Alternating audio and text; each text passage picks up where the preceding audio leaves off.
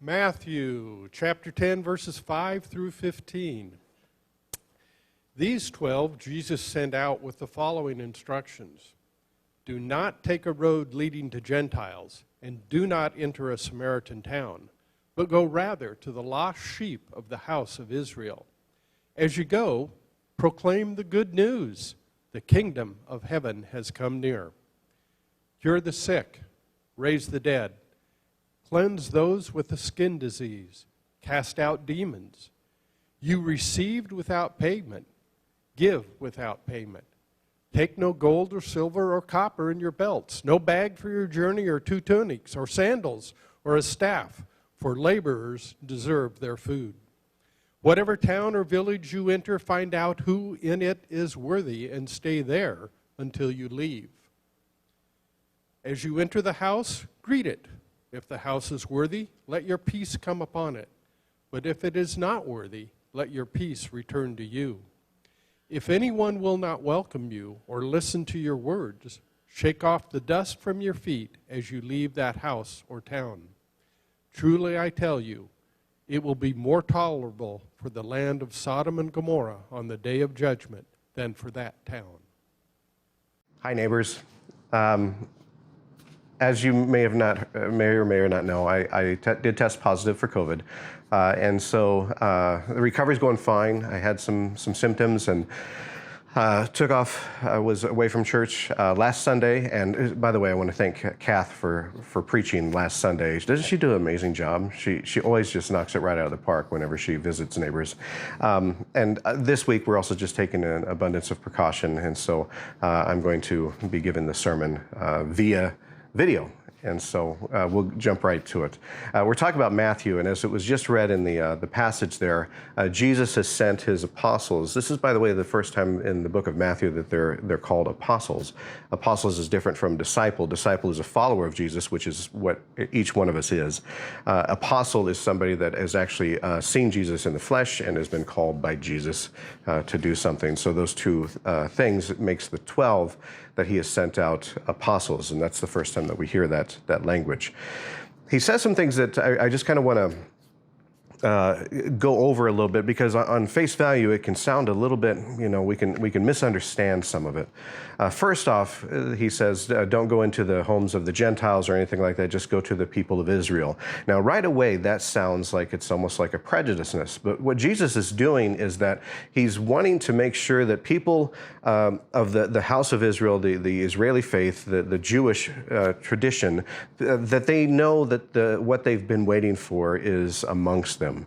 Remember, it's never been, when Jesus came, it was never about a new faith. It wasn't starting something new. It was continuing the Jewish tradition.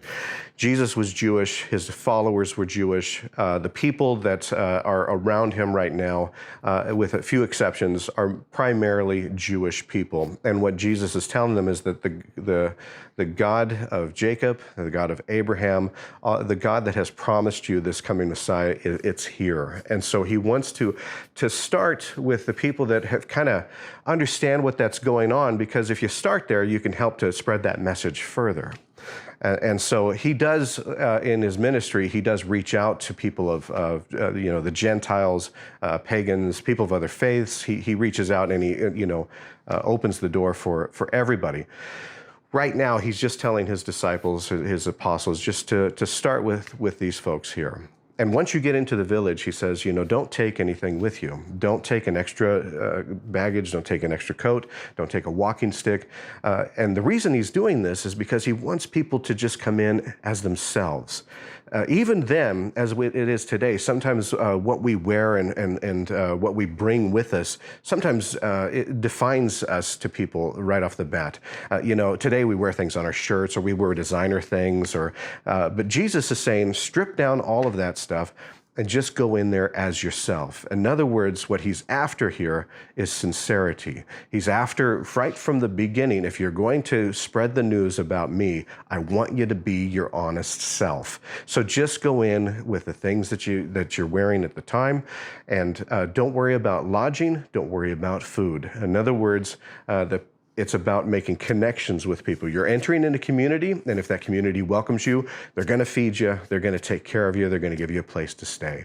That's what it's all about. And before you even go to the homes, Jesus says, cure the diseases, heal the sick.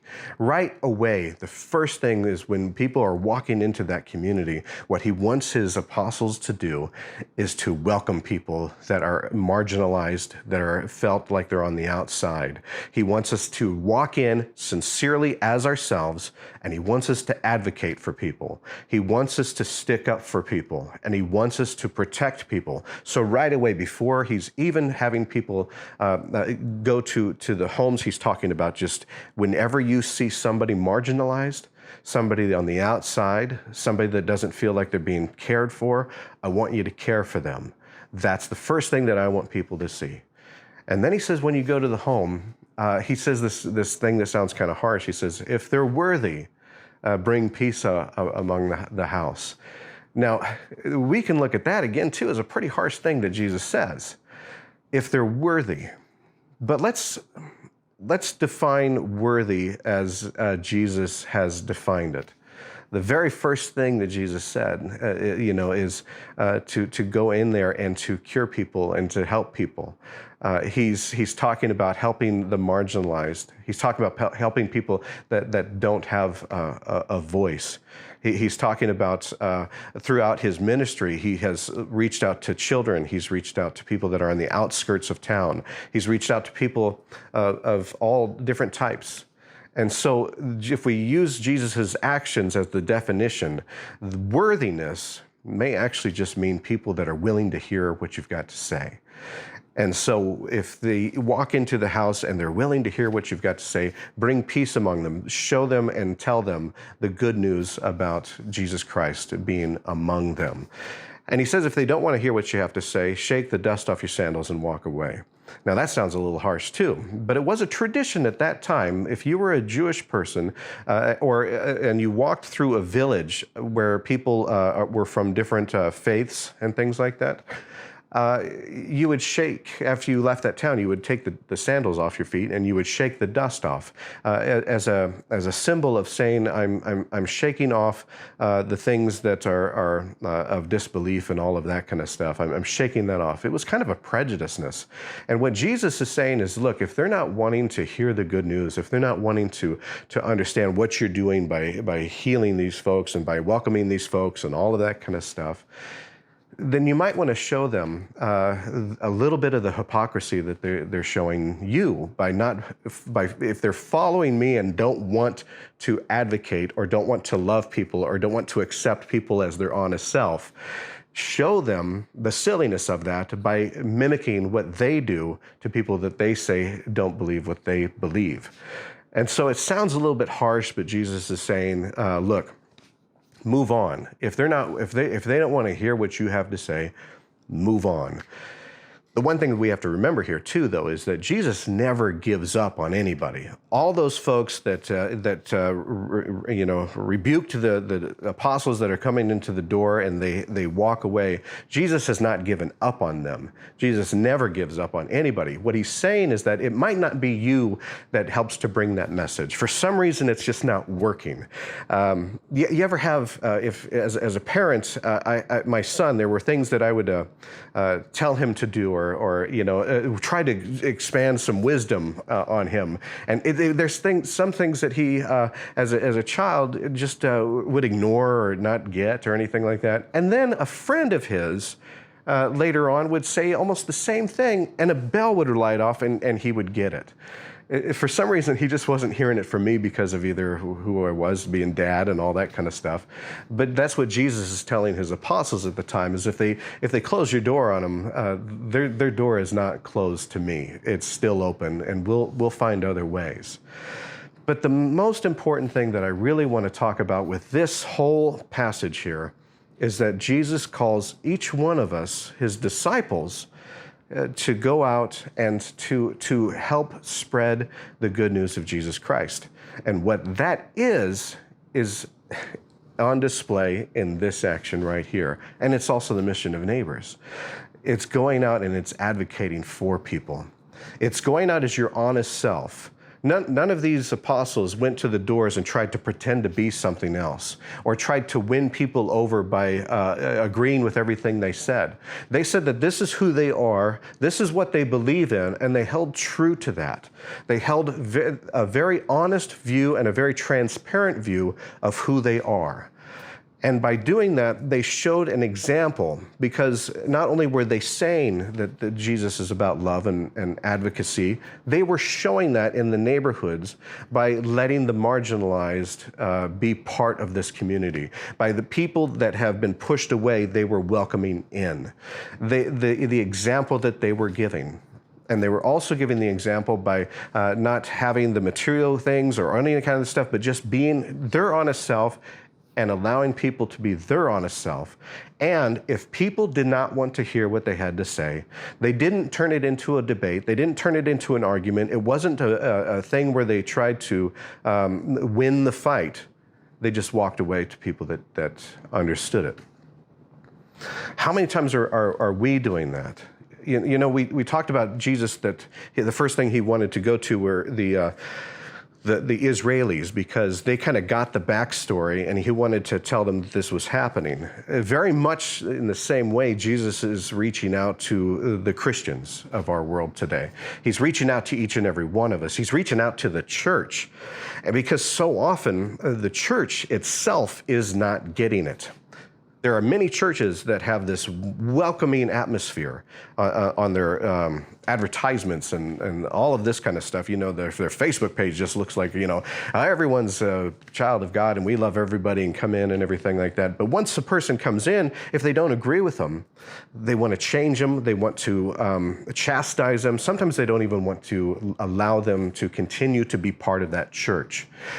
That's the kind of stuff that Jesus is talking about when he says you go in and you show them the love of Jesus Christ. That's the kind of stuff that we're not supposed to be doing. We're not supposed to be closing our doors to people. We're not supposed to be unwelcoming. That's where Jesus is telling us that there might be some shaking of dust off the sandals because you're not getting it. You're not getting it right now. Unless you are advocating for people, unless you are welcoming people, unless you are being your honest self, you're not fully grasping the mission that what Jesus is all about. It's up to us when we leave church. Church is such an important part of my life, and I hope it's an important part of yours, because that is the first part of where Jesus gathers us together and talks about all of this kind of stuff. Talks about advocacy, talks about helping people, talks about giving people a voice, talks about giving people choices, talks about giving people respect and dignity, talks about everyone having rights under the eyes of God. That's where we get inspired. That's where we get challenged. That's where we get energized, hopefully, but we're not supposed to leave it there. That's when every time that we leave church, that's when Jesus is sending us out to go out amongst our neighborhood, our surroundings, our personal surroundings, our families, you know, when we go to the store, people that we see at work. Are we showing them true Christianity? Are we going in flashy and all this stuff? Or are we leaving some of that material stuff at home, and are we presenting people our honest self? And in our own communities, in our own environments, are we advocating for people? Are we helping those that feel that they are outcast? And we've talked about this before. It's not always as easy to see just a physical ailment. I'm talking about people that are poor, but poor in spirit, not just poor material-wise or financially, but poor in spirit. Are we reaching out to the people that are that feel lonely, insecure, sad? Are we sharing ourselves with people and standing up for people? And are we presenting ourselves as our honest self, and in the process, are we welcoming people to be their honest self? By spreading the love of Jesus Christ, we are spreading dignity, we are spreading respect, We are spreading that the message that people have rights, and that it is up to us to help to celebrate those rights in each other. It's also about if we butt up against people that disagree with us, Jesus is saying sometimes right now the best thing to do is just to walk away, because he's not out to create enemies. He's not out to create villains. He's to create the kingdom, which is God's love for all people. And that is what we are here to do. So when we leave here, are you doing that? Are you being your honest self? Are you welcoming people as their honest self? And are you doing what you can to see what is around you and to advocate for those folks that need an advocate in their lives? And are you allowing others to be an advocate for you? The message is clear. It's not about winning an argument. It's not about control. It's not about taking away people's rights. It's about giving people's rights. It's about loving people where they are, and about each and every one of us becoming better than who we were. It's about the love of Jesus Christ. Are we sharing that? Are we truly sharing that? The formula is easy. Love God, love yourself, and love your neighbor. Amen. There's one thing I wanted to mention before we leave for this morning. At the very end, when Jesus tells the disciples to shake the dust off their sandals, if people don't want them there, if they're not welcoming to leave, he says, the people of Sodom and Gomorrah will be better off than they will. It's something that he's saying with a little bit of harshness, but also with a little bit of sarcasm. But the thing that I want to just kind of remind ourselves of is the importance of why he mentioned Sodom and Gomorrah. Sodom and Gomorrah, those places have gotten over the years a bad rap by being associated with one particular thing. And that's not at all what Jesus was talking about here. If you put it into context of what Jesus is talking about, you'll see that the importance of the reason that Sodom and Gomorrah is held up into disdain is because they were unwelcoming. It's because they were not allowing strangers to come in and be greeted with hospitality. That's what it was about. It has nothing to do with all of the other things that we have so often heard. And I just want to make that apparent. We'll talk about that sometime later on. But it truly is. If people aren't welcoming, if they're not showing hospitality, if they're not opening their door to the stranger, that's when they get compared to places like Sodom and Gomorrah. And again, another reminder, Jesus is saying this, but please remember, Jesus never gives up on them. He never gives up on them, nor does he ever give up on any of us. So the lesson here, be your honest self, let people be their honest self, advocate for people, welcome the stranger, show hospitality, and show people the love of Jesus Christ. I hope to see you next week. I'm sure I will. I'll be there in person. You'll be there in person too. We'll have donuts and cake or something like that. But I will be there. So until then, love God, love yourself, love your neighbor. Amen.